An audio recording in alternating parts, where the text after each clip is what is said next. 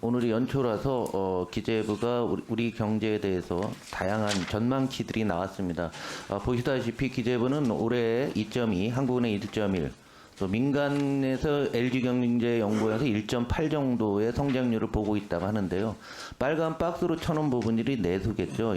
그래서 민간 소비가 1.8, LG는 1.5, 설비 투자 3.0, LG는 마이너스고요. 건설 투자 계속 마이너스. 기재부는 결국 수출에 의존을 해갖고 8.5 정도 수출이 늘어나는 것으로 보고 있습니다. 그 수출은 아시다시피 반도체와 자동차 두 개 품목에만 결정이 돼 있습니다.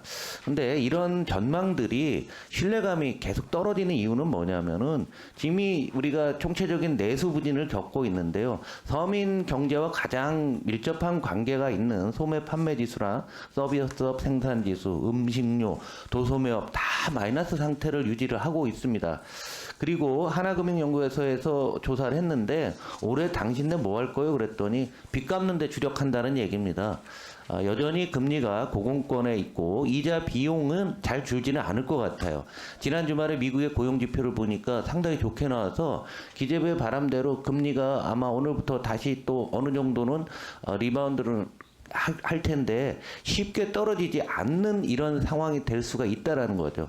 그리고 한국적인 현실로 태형건설 사건이 나왔기 때문에 우리 금융시장이 굉장히 어려울 수밖에 없다라고 보고요. 이러다 보니까 이 신용으로 봤을 때 저신용자의 연체율이 어마어마하게 올라가고 있습니다. 오늘 날씨가 굉장히 추운데요. 저신용자들 매우 어려운 상태가 유지되면서 경제가 완전히 이중 구조가 정착되는 게 아닌가. 이런 상태에서 우리 올해가 2.2% 성장한다는 것을 상당히 동의할 수가 없다라고 봐요.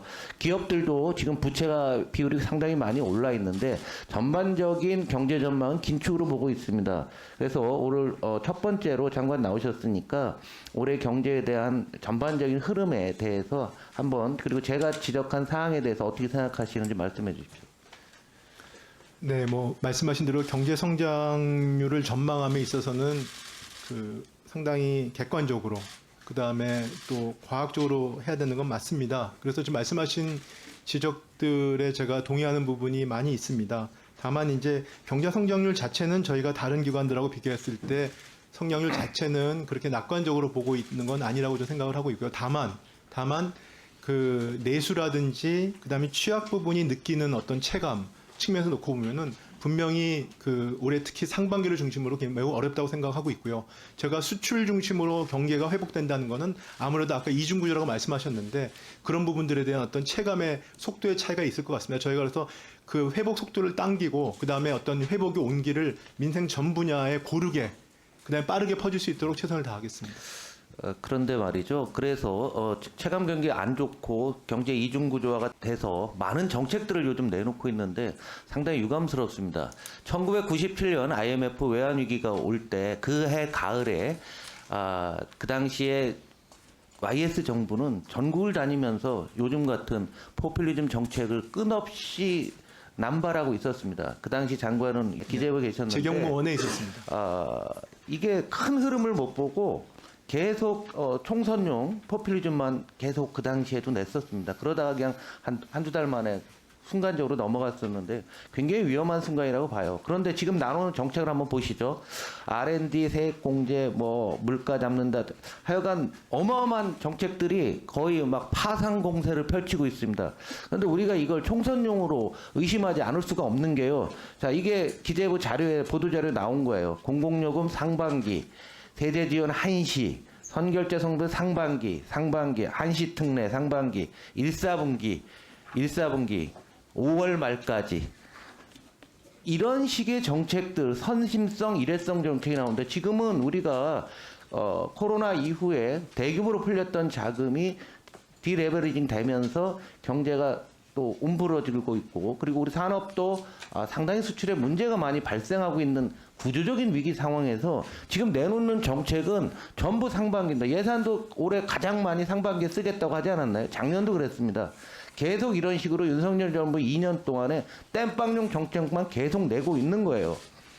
오죽 답답했으면 한국은행 총재 신년사에 이렇게 나옵니다. IT 제조업을 대화하고 올해 성장률이 1.71 정도. 그러니까 IT 제조업은 고용 유발이 별로 안 되는 거죠. 두 번째, 재정의 확대와 부채 증대에 의존하여 임기응변식으로 성장을 도모하는 시대는 지났습니다. 우리 경제가 나아가야 할 방향을 잃어버리는 우를 범해서는 안 됩니다. 굉장히 우회적인 내용이지만 이 내용이 바로 기재부를 직격하고 있다고 생각해요. 반면에 우리 부총리께서는 경제지표가 회복이라는 희망 고문을 작년 1년 내내 기재부에서 했고요. 지금 또 역시 마찬가지였습니다. SOC 재정 조기 집행. 더 문제가 되는 게 2025년 이후 예산 편성 시 과감한 지출 구조 조정을 하겠다는 얘기입니다. 그러니까 올해는 총선이 있으니까 돈을 막 풀고 25년 되면 다시 꽉 졸라매겠다는 얘기였습니다. 그런데 부총리 스스로도 기재부의 위기다. 고난도 복합 과제가 해결되어야 된다. 이런 말씀을 하셨거든요. 지금 오는 이 정책을 큰 그림으로 조금 한 발짝 물러서서 봤을 때 총선용이 아니라고 할 수가 없을 정도예요. 한국은행 총재마저도 신년사에서 지적하고 있거든요. 한번 답변해 주시기 바랍니다. 네, 뭐 한국은행 총재나 의원님 말씀하신 우리가 경제를 보내 있어서 숲도 보고 나무도 보고 같이 가야 된다는 지적은 저희도 같이 노력을 하고 있습니다. 다만 그 IMF 말씀을 위기 때 말씀을 하시면서 좀 지금 상황이 그거와 비슷하다는 말씀을 하시는 거는 제가 그 당시에 서기관으로 근무를 했고요. 그래서 저희들도 과거에 했던 거에 대한 어떤 반복, 그다음에 그거에 대한 또 일정 부분의 반성 이런 것들을 하면서 정책을 수행해 왔고 나름대로 수정을 하고 보완을 하고 있습니다. 그래서 큰 틀에서 보면은 올해가 건전재정 기조이고 그렇지만 그 국제기구에서도 어떤 거시 운영 자체는 건전재정 기조로 가더라도 그 어떤 취약계층에 대한 어떤 선별적인 지원 이런 것들은 필요하다. 또 그런 것들은 또 효과가 있다. 특히 이렇게 어려운 상황일수록 그런 것이 필요하다는 제안을 하고 있습니다. 그래서 그런 범위 안에서 하는 부분이고 큰 틀에서 의원님이 걱정하시는 부분이 발생하지 않도록 노력을 하겠습니다. 예, 수고하셨습니다. 코리아 디스카운트에 대한 이야기들이 굉장히 많이 나왔습니다. 그거는 대통령께서 그 얘기를 했기 때문에 그런데요. 이 주가 그림을 놓고 보시면은 연말 기준으로 미국, 일본, 독일은 다 사상 신고가, 일본은 뭐 90년대 걸 제외했을 때는 36만 원 최고가 나는데 한국만 고점 대비 20% 하락하고 있습니다. 이걸 이제 코리아 디스카운트라고 할 텐데요. 제도가 3종 세트가 연말에 그냥 한 번에 쏟아졌는데요. 양도세, 금투세, 공매도 뭐 계속 금지. 이 문제를 무슨 전격 작전하듯이 그냥 내쏟았습니다. 코리아 디스카운트의 본질이 뭘까? 북한 문제도 있지만은 이 정책의 일관성이 없다라는 측면도 굉장히 중요한 역할을 합니다. 시장은 불확실성을 매우 싫어합니다. 그런데 지금 상황이 바뀌어서 이러한 정책을 시행한다고 하시고 있는데요. 이거는 제도입니다. 선진 증시는 제도는 굳건하게 딱 지켜가면서 돈을 좀 더 푼다든가 덜 푼다든가 금리를 움직인다든가 이런 것들이 상황에 따라 하는 거지 그냥 단순하게 제도를 상황이 바뀌었다고 해서 이렇게 쉽게 전격 작전하지 하는 거 이게 바로 코리아 디스카운트입니다. 돌이켜보면 90년대 후반에 IMF 올 때 YS 정부의 증시 정책이 뭐였는지 아십니까? 매매 증거금률 인하, 신용융자 확대, 가수율을 증가시키는 거로 해서 시장을 막으려고 하다 그렇게 됐던 거죠. 오죽하면 중앙일보의 사설에서도 지난해 대주주 양도세 50억으로 상향하자마자 그날 사설에서 이렇게 써 있지 않습니까? 주식 부자 양도세 감면, 자영업자 이자 환급 등 총선 겨냥한 선심성 정치, 더는 선 넘지 말아야 뭐 이런 내용들이 있습니다. 한번 코리아 디스카운트를 우리 정부 스스로 만드는 게 아닌가라고 저는 꼭 한번 말씀드리고 싶고요. 이거 답변 안 하셔도 좋습니다. 어차피 답변은 똑같을 테니까요.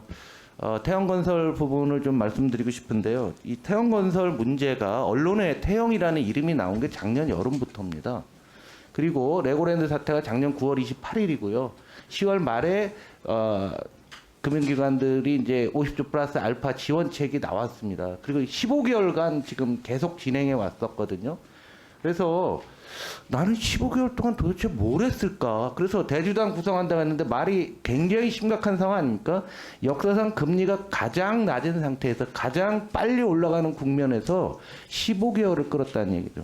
그 당시에 제가 이 자리에서 추경호 부총리한테 이거 레고랜드 사태 큰일 났다. 앞으로 이거 부동산 문제로 계속 확장될 거다. 저뿐만이 아니라 민주당 의원들도 하나같이 전부 얘기를 했습니다. 그리고 나서 태영건설 재무제표를 한번 보시면은 자기 자본의 PF 보증액이 525%예요. 그게 언제부터냐? 2000년부터 나타났던 겁니다. 이게 충분히 예상 가능했던 거죠. 그리고 이게 얼마나 되는가 금액을 보면은요, 3조 2천억이라고 하는데 다른 회사 어딘가 봤더니 현대건설이 2조 2천억, GS건설이 1조 7천억, 롯데건설 1조 5천억, 대우건설 1조 1천억밖에 안 돼요. 그런데 훨씬 작은 태영건설이 3조 2천억이나 갖고 있다라고 했으면은 분명히 이 부분에 있어서 금융권에서는 선제적인 대응 조치가 필요했다라고 생각을 합니다. 그래서 15개월 흘러갔어요. 제가 여기서 묻고 싶은 얘기는 그래 흘러갔다 얘기죠. 그래서 태영이 당연히 대주주가 책임을 다 져야 되는 건 맞습니다. 근데 지금 기초법을 다시 이제 연장을 했고요. 기업 구조조정은 굉장히 많아질 텐데 책임 문제 한번 제대로 짚었으면 좋겠습니다. 이게 오너가의 책임은 당연히 물어야 되지만 금융기관과 정책적으로 정책이 실패한 부분에 대해서는 왜 책임을 안 집니까? 누구나 다 알고 있던 건데 이 문제 나온다고 해서 아마 지금까지 맡고 있는 거는 총선을 아마 의식했을 텐데 첫 번째 질문은 정책기관과 금융기관이 어떻게 될 거냐, 누가 책임질 거냐에 대한 부분은 이제 앞으로 기업 구조 조정은 산업이 대전환하고 있기 때문에 많이 나타날 거예요. 그래서 이 부분에 있어서도 확실하게 사인을 주는 게 굉장히 필요하다. 여기에 대한 질문이고요. 또 하나는 이번에 태영건설에 대출해둔 금융기관들은 놓고 보게 되면은 뭐 큰 문제는 없겠더라고요. 분산이 돼서. 그런데 여기 가장 문제의 아주 핫한 고리, 새마을금고들이 지금 용인 쪽에 359억, 성남 쪽에 333억 있다고 하는데 이 새마을금고들은 괜찮은 건지 언론에 나왔다가 이제 요즘은 또 언론 통제를 해서 이 새마을금고는 또 빼서 보도가 나오고 그러더라고요. 이 부분 두 가지 부분에 대해서 네, 뭐 두 번째 특정 새마을금고에 대해서 제가 언급을 드리는 건 그렇고 저희가 저 부분은 살펴보고 있다 이렇게 말씀을 드리고요. 앞부분에 관련된 거는 저기 의원님 말씀에 저도 상당 부분 동의를 합니다. 무슨 말씀이냐면 그렇지만 이제 뭐 아시겠습니다. 워낙 전문가시라서 알 수 있으면 말씀드린 것처럼 앞으로 이런 태영 이후에 이런 기업 구조정 수요들이 많이 있을 테지만 좀 많이 어느 정도는 예상될 수 있지만 저희가 질서 있게 해나가겠다고 생각을 하고 있고요. 질서 있게 원칙을 지키면서 하겠다. 그러면서 그런 과정에서 아까 말씀드린 뭐 정책금융기관이 됐든 어떤 부분에 있어서 저희가 뭐 책임이라고 그럴까요? 아니면은 한번 그런 부분에 있어서의 어떤 부분은 다시 한번 사후적으로라도 저희 명확히 할 부분이 있고 그렇게 되는 것이 지금 이번 태영 상황을 저희가 처리하면서 저희가 이제 한번 정리를 해보려고 합니다. 그래서 앞으로 저희가 이런 구조조정 관련돼 가지고 어떤 원칙을 갖고 여기에 해당된 이해관계자들이나 플레이어들이 어떻게 해야 될지에 대해서 정리를 해서 명확히 이번에 좀 해볼 생각입니다. 예, 부총리께서 취임하시면서 역동경제라는 어휘 다이나믹 코리아 상당히 좋습니다. 그런데 이제 지금 내놓는 정책과 역동 경제, 딴 말로 얘기하면은 윤석열 정부의 경제 정책에서 성장 정책이 거의 보이지 않았었거든요. 그래서 제가 보기에는 한 가지 부탁의 말씀드린다고 하게 되면은 우리 성장에 대한 신뢰를 주기 위한 정교한 로드맵 같은 것들이 지금 필요한 시기입니다. 지금 설비 투자, 건설 투자만 주는 게 아니라 설비 투자도 안 하지 않습니까? 안 하는데 앞으로 정부 정책을 예측 가능하게 앞으로 3년도 더 남았지 않습니까? 그래서 역동경제 주장하시면 좋습니다. 그러면 성장을 하기 위해서 우리는 어떻게 해야 되고 이러이러한 전략으로 이렇게 끌고 가겠다는 것을 분명히 알기 쉽게 국민들이 한테 해야지만 투자가 들어갈 거라고 생각을 합니다. 네, 그렇게 하겠습니다. 두 번째로 부탁드리고 싶은 거는요. 지금 민간에서 경제 전망, 물가 전망 이런 전망을 함부로 못 합니다. 그 이유는 지난 1년 반 동안 금리 결정은 금감원장이 한다고 소문이 파다하다는 거 들어보셨을 겁니다. 그래서 제가 표현으로 도장 깨기라고 했는데 은행마다 돌아다니면서 금리나 압력을 했다라고 해서 마치 어떤 두려움, 이거는 과거에 제가 애널리스트였던 시절에도요, 정부 눈치 많이 봤어요. YS 때 보면은 주가 떨어진다, 경제 나쁘다라는 얘기를 할 수가 없는 환경이었어요. 그 당시에 하면은 사장님한테 바로 전화가 와서 회사에 어려워지기 때문에 그런 겁니다. 그러니까 우리나라 전체적으로 그런 게 있다가 DJ 정부 때부터 이제 거의 사라져 가고 있어요. 그러다가 다시 또 나온 겁니다. 그러다 보니까 민간들이 경제 전망을 하건 정부 정책에 대해서 쓴소리를 거의 못 합니다. 아니라고 말씀을 하실지는 모르겠는데 현장에 있는 사람들은 이건 말 잘못했다 우리 회사 크게 받는 거 아니냐. 신자유주의 뉴라이트 정책을 하면서 민간에 그렇게 압박을 가하는 정부가 세상에 어디 있습니까? 그러니까 백가쟁명식으로 다양한 견해가 나오고 그걸 겸허하게 수용해야 됩니다. 정부도 그래야 되고요. 매도 리포트 안 나오는 이유는요. 기업 때문에 그렇습니다. 또 기업에서 매도 리포트 내면 거래 끊어버리거든요. 네. 똑같거든요. 그러니까 우리나라가 이런 어떤 담론, 경제와 관련된 담론들이 형성되기 매우 어려운 상황이고 요즘에는 이제 극한적인 유튜버들이 나쁜 얘기를 하게 되면은 또 굉장히 이런 유튜버들의 공격 대상이 되다 보니까 이게 이런 것들이 다 코리아 디스카운트로 누적이 되고 있는 거거든요. 그러나 적어도 경제 전망만큼은 자유롭게 하고 논의할 수 있는 분위기를 어떤 적절한 자리에서 부총리시니까 꼭 좀 말씀을 해주셔갖고 좀 그런 부분들을 좀 풀어주셔야 될 것 같습니다. 말씀해 주시죠. 알겠습니다. 그 뭐 경제 전망 관련된 거는 저는 많이 바뀌었다고 생각하고 있는데 의원님 말씀은 좀 위험해가지고 하겠습니다. 네, 그러니까 다시 보겠습니다. 네.